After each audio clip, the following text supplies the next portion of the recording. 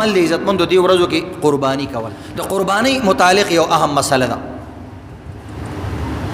بعض کسان عزتمندو دا تپوس کوي چې قرباني کې طاق ایسی او جفت ایسی جوړول څنګه دي، یعنی په دوو کسبانې قرباني کول څنګه دي او په درې باندې څنګه دي، په څلورو باندې قرباني کول صحیح دي کنه دي، او په پنځو باندې قرباني کول صحیح دي کنه دي. بعضی کسانو ته شک او شبهه پیدا کیږي. وایي زه مثلا چې په دریو حصو باندې قرباني تقسیم کړي نو صحیح طریقې ته تقسیم شوه، چې جفت تقسیمې نو یو حصه پکې کمیږي او زیاتېږي، دا بس کی دا ستا خپل سوچونه دي پسې مزه. آسانه مسله دا ده چې یو غټ څاروی غوا غوی میخه اوخه او دغه رنګې چې کوم دی سنډا په دې څاروو کې وایي سي جوړېدی شي. که دا انسان په یو کس باندې قرباني کوي هم صحیح ده، وواڼه یې ځان لګوي هم صحیح ده. که یو انسان په دوی تقسیموي نیمه غوا زما نیمه مې د ښځې یا نیمه زما او نیمه مې د پلار یا د مور هم صحیح دي. دې کې به دې ته نه وایي چې دا خو درې نیمې حصې د یو شوې او درې نیمې حصې د بل شوې، ځکه په څاروي کې وایي سي که نه، نو چې په دوی تقسیم کې د یو درې نیمې او د بل درې نیمې شوې، یاره دا نیمه نیمه حصه پکې څنګه راله؟ دا سوچونه ورته مه کوه.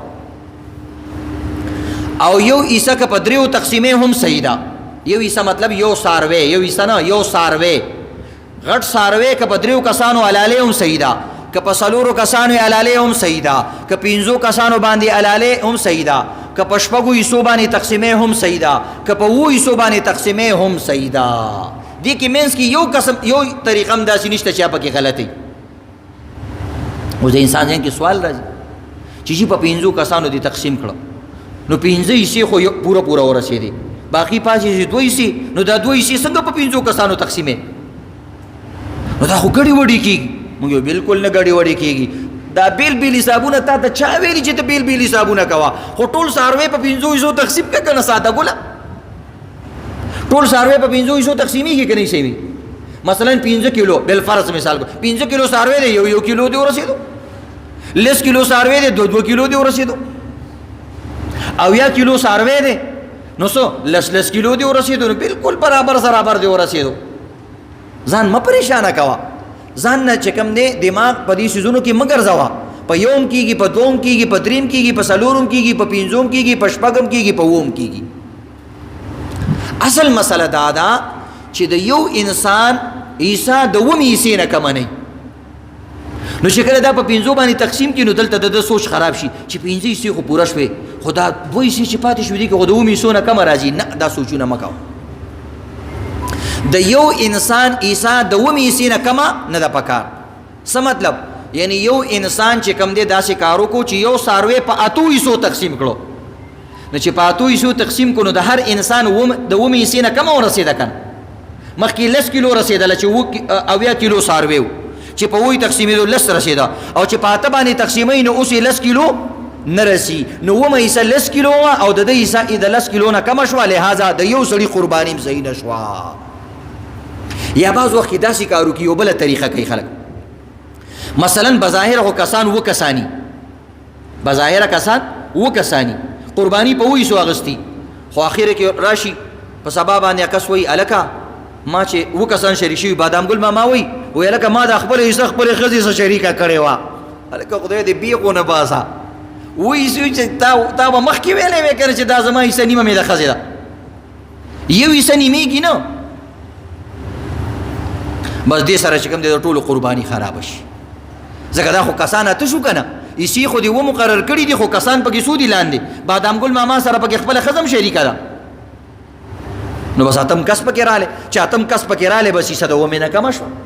لہذا چې کوم کسان مشترک قرباني کوي نو هغه د ملګري نه تپوس کوي چې وایي ته یو کس یې که 2، چې هغه وایي زه 2 کسان یم، وایي وروره بیا به 2 حصې اچې. که هغه وایي زما ښځه به څه کوي؟ وایي ښځې له یې مه کوه که نه، یا چې په ښځه دې ده بیا 2 حصې وکړه که نه، یا چې په ښځه دې نه ده خیر دی حصه په خپله وکړه، غوښه ټوله ښځې له ورکړه، دا ټوله ستا شوه. هېڅ خبره نه، ښځه دې راضي که ټوله ورته په جولۍ کې واچوه، دا ټوله غوښه سره د پړپوس نه او سره د لري نه، هېڅ خبره نه، غوښه وله ټوله ورکړه، خو حصه چې مقررې د یو کس به مقررې. دا یاد لرئ عزتمندو. بس اسانه مسله شو.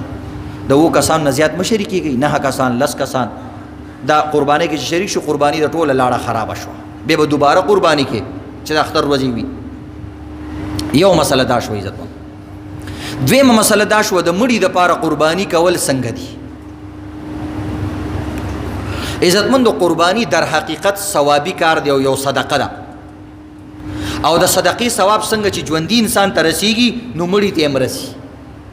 په ډېرو روایتو کې راغلي نبی علیه الصلاۃ والسلام صحابه کرامو ته ویلي چې د مړو لپاره حج وکړي، د مړو لپاره صدقه ورکړي. نبی علیہ السلام نے صحابی را لوي چې زما پلار حج نه کړي، وای ته داغه د طرف نه وکړه کنه، وای چې زما مور صدقه کوله خو هم دسې مړه شوه، څه چلو کوم؟ وای سړیه ته صدقه وکړه کنه، مور ته وبخه. نو دغه شان عزتمند قربانی یو عمل دی، یو ثوابي عمل دی، د ځان د پاره هم کولای شي او د بل د پاره هم کولای شي، د ژوندۍ د پاره هم کولای شي، د مړي د پاره هم کولای شي. نبی علیہ الصلوۃ والسلام خپل دا عملو، نبی علیہ السلام به 2 قربانیانې کولې. بخاری شریف حدیث ته نبی علیہ الصلوۃ والسلام با 2 قربانیانې کولې، یو د ځان د پاره او یو به د ټول امت د پاره کولا. نو نبی علیہ الصلوۃ والسلام چې کله قربانی کوله داغه نه داغه سو امتیان مخ کې مړو کنو مړو، د نبی علیہ السلام نه ډیر امتیان د نبی علیہ السلام په ژوندۍ کې مړ شوي کنو مړ شوي، مړ شوي. نو نبی علیہ السلام ویل زما دا قربانی زما د ټول امت د پاره ده، نو ټول امت کې ژوندۍ کسان مو او مړ کسان مو. نو نبی علیہ السلام به هم د مړو د پاره قربانی کوله او د ژوندو د پاره به هم کوله. البته بعض عالمان وایي چې خبره دادا چې کومه ته نفلي قرباني کې پاغي کې ډیر خلک یادوا، تم پکې د شوای چې د ټول امت د پاره او د مور د پاره او د پلار د پاره. نبی علیہ السلام باندې دا زما د امت د پاره، زما د اهل او عیال د پاره او زما د پاره داسې به پکې وي. نو د مړي د پاره انسان قرباني کولی شي، انسان د مور مړه ده هغه به ټول عمر ته د پاره قرباني کوله. اوس تم لږ ځان تکړه کنه، ستا مور تلی دا د قربانی ثواب اورېږي. دې کې اصل کې عزتمند ثواب لېږي، قربانی خو نه نشي لېږلی کنه، قربانی خو څوک نه لېږي. قربانی در حقیقت امددي زنده انسان د طرف نه ادا کیږي، دا نفل قربانی وي، د دې ثواب صرف هغه ته رسي او ثواب د عمل لېږلی شي. عیسی علیه ثواب خو کولی شي، لکه موږ صدقه وکړو خدای پاکه د دې ثواب زموږ مړي ته ورسوه، داسې خلک وایي کنه ورسیږي ثواب. نو د چې د نقد روپو رسي نو د قربانی هم ثواب رسي. نو د مور د پاره هم کولای شي، د نبی علیہ السلام د پاره هم کولای شي، د خور د پاره هم کولای شي او د هر چا د پاره کولای شي. پر دې مړو د پاره هم کولای شي، فلانه عالم مړ دی خدای پاک دا یو حصہ می داغه د پاره واچوله، دغه ثواب هغه ترسي. بعض کسان پکې دا وایي چې یو قربانی کې نفل او واجب او دا سيزونه نشي جمع کولای. نه ولی نشي جمع کول؟ هم ستا ساروی دی اغسته 2 شي دی پکې فرضي وکړي او 2 دی پکې د حقيقي وکړلې او 2 دی پکې چې کم دی عزتمندو د مړو د پاره وکړي، یو دی پکې اسی نفلی وکړه د بل چا د پاره کولای شي. دې کې څه خبره نشته.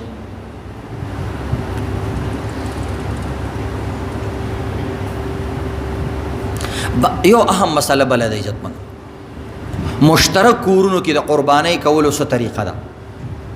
جاینټ فیملی کم خلک چې یوځای اوسېږي، پلار او داغه بچي یوځای اوسېږي، مشران دي، بالغ دي، نو جاینټ فیملی کې به قربانۍ څه طریقې کار دی.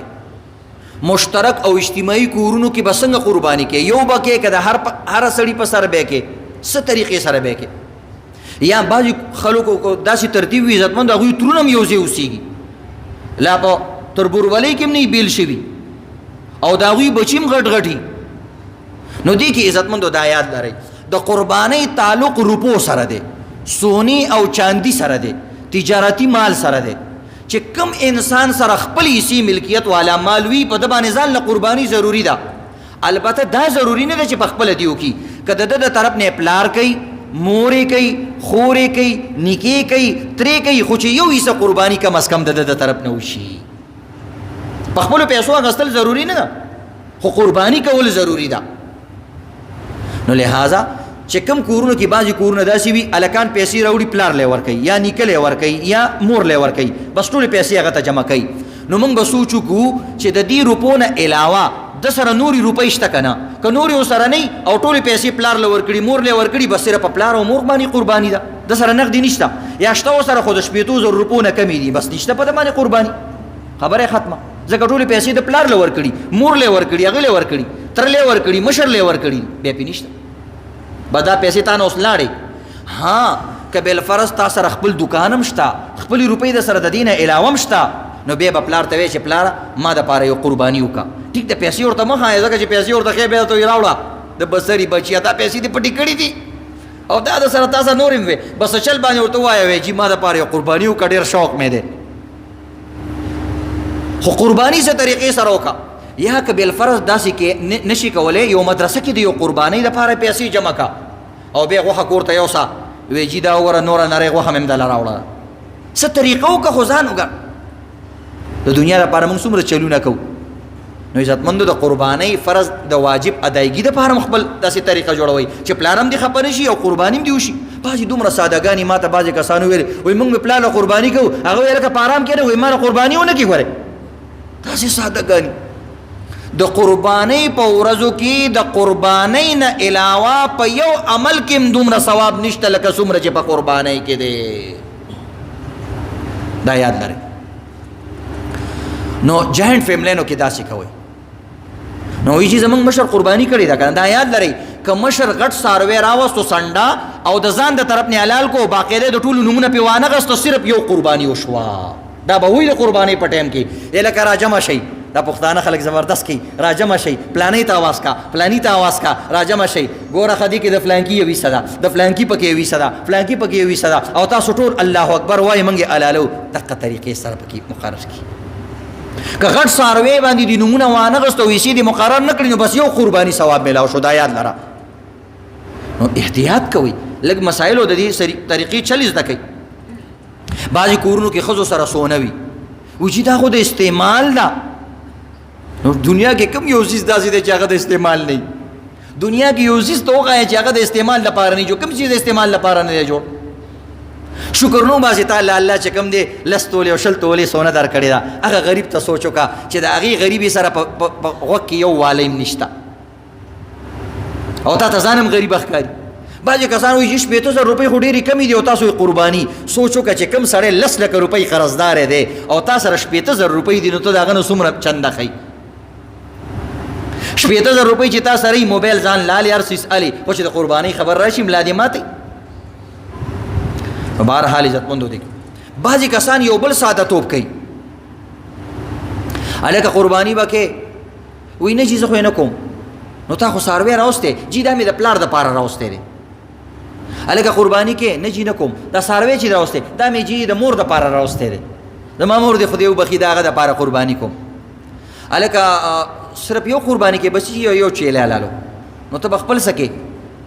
وایي بس د مور دپاره یې کومه که نه، اسم یو قرباني کولی. نه، چې کم سړي باندې قرباني واجب وي هغه به د ځان د طرف نه قرباني کوي.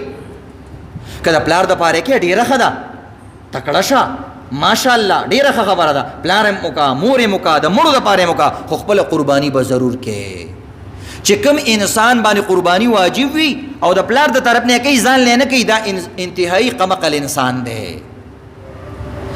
فرض او واجب قربانی نه کوي او مستحباتو پسې لګېدلی دی. د دې مثال د داسې انسان دی لکه جومات ته رالی او جمع ولاړه ده او دا لګې دی وروره د 20 رکاتو د نفلو نیتې تړلی، یو سړي وخوځولو لکه جمع ته نه کېږي او ته مونځ کې وایي خپل مونځ کوي لګی دی. بیا وروسته هغه ته غوسه وي، ته خو ډېر کمه کړې، 20 رکاته نفل مونځ مې شروع کړی او مونځ کې دې خراب کړم، ستا ما سره څه کار دی؟ ته جمع ده. وایي مړه امام 4 رکاته کوي، ما 20 رکاته وکړل، د امام نه مې ډېر وکړل. دا اوس ساده ګل انسان هلکه چې ټول عمر نفل مونځ کې، نو هم دې فرض 4 رکاتو ته نه رسي. ځان له 20 رکاته ما 20 رکاته وکړو، په دومره ټایم کې امام 4 رکاته وکړو، هغه خواصې ټانګه ټانګه کېږي، ما پکې 1.5 رکاتونه وکړو. دا د قمقل سړي علامت دی. نو چې کوم سړي باندې خپله قرباني شته او د ښځې دپاره یې کوي او ځان دپاره یې نه کوي، دا سړی هسې د ښځې نه یېرېږي ځکه داسې کوي. او نه چې ځان لی کې ښځې لی هم وکړه، پلار لی هم وکړه، مال هم پکې یو حصه وکړه، بل لی هم وکړه، پردي لی هم وکړه، دا څه خبره ده؟ خو خپله حصه به خامخا کوي. ها یو انسان باندې خپله قرباني نشته، یو سړی دی غریب دی، خپله قرباني نشته، خو هسې شوق یې دی چې زه د پلار دپاره قرباني وکړم او ځان دپاره یې نه کوي، بیا خیر دی، بیا خیر دی، ځکه د باندې قرباني واجب نه ده. دا وایي زما پلار خوشحالېږي، پلار دپاره یو چیلی هسې راولم، بیا خیر دی، پلار دپاره یې وکړه، ځان دپاره یې مه کوه. خو چې تا باندې واجب وي بیا داسې کار مه کوه.